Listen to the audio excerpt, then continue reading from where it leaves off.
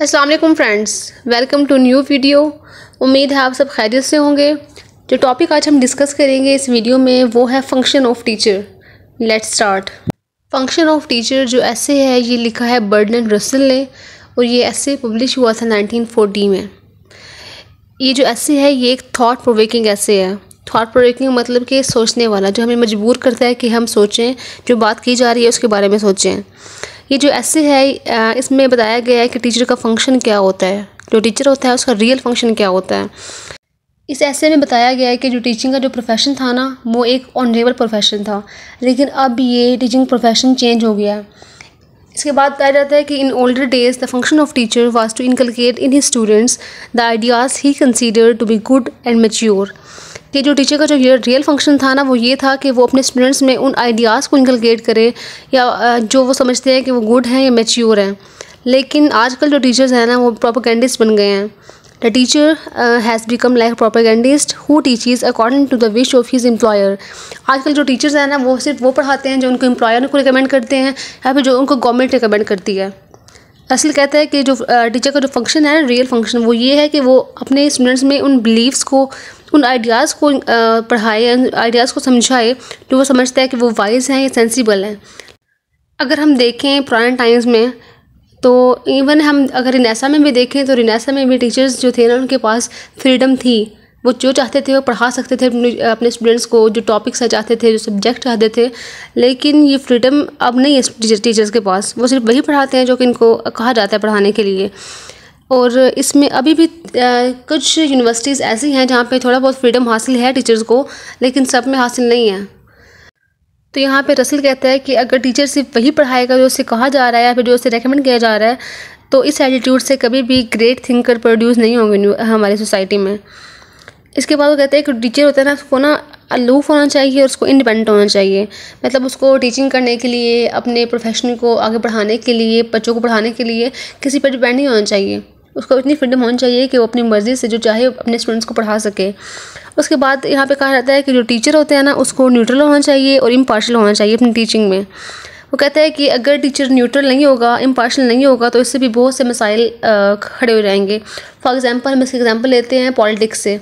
ऐसे अगर एक टीचर है और वो एक पार्टी को फेवर कर रहा है और वो आगे अपने स्टूडेंट्स को बता रहा है कि सिर्फ यही पार्टी अच्छी है, इसने ये काम किए हैं, इसने वो काम किए हैं, और वो दूसरी पार्टी के ख़िलाफ़ है तो वो उसकी बुराई कर रहा है, तो स्टूडेंट्स यही समझेंगे कि मतलब कि वाकई पार्टी अच्छी हुई जो हमारा टीचर इतनी तारीफ़ें कर रहा है। तो ऐसा नहीं करना चाहिए टीचर्स को। उसको सिर्फ रियलिटी बतानी चाहिए कि इस पार्टी ने ये काम किए हैं, इस पार्टी ने ये काम किए हैं।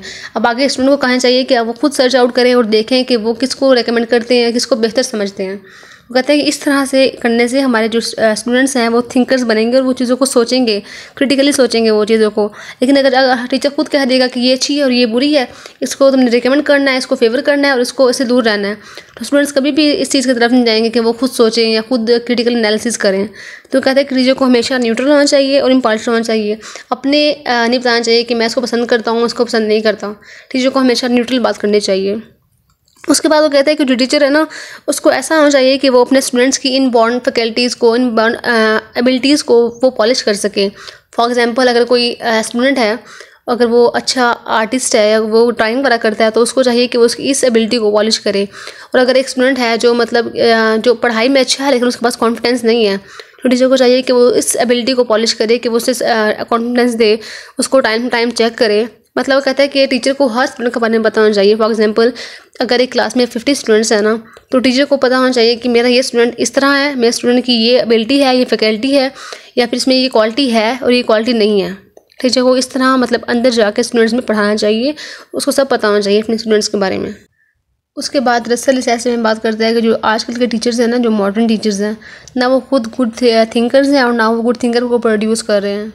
जाहिर है जब एक बंदा खुद थिंकर नहीं होगा अच्छा तो वो प्रोड्यूस भी नहीं करेगा।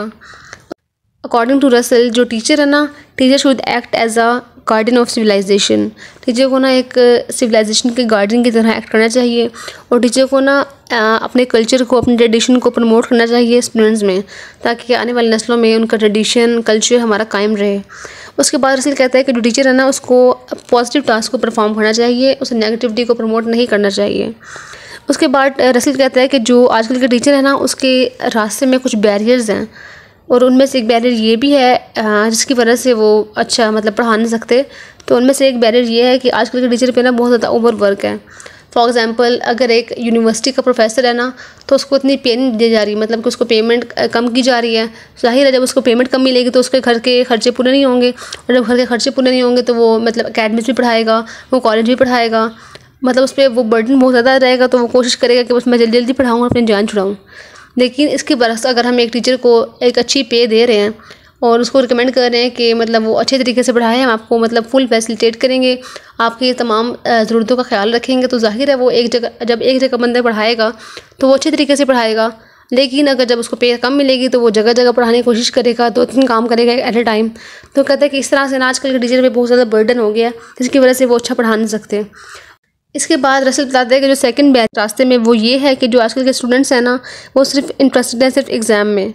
वो कहते हैं कि हम पढ़ें, रट्टा मारें, एग्ज़ाम दें, पास हो जाएं, डिग्री हमारे हाथ में आए और बस। उनका जो पर्पज़ है ना वो पढ़ने का, वो नॉलेज गेन करना नहीं है, उनका सिर्फ डिग्री गेन करना है।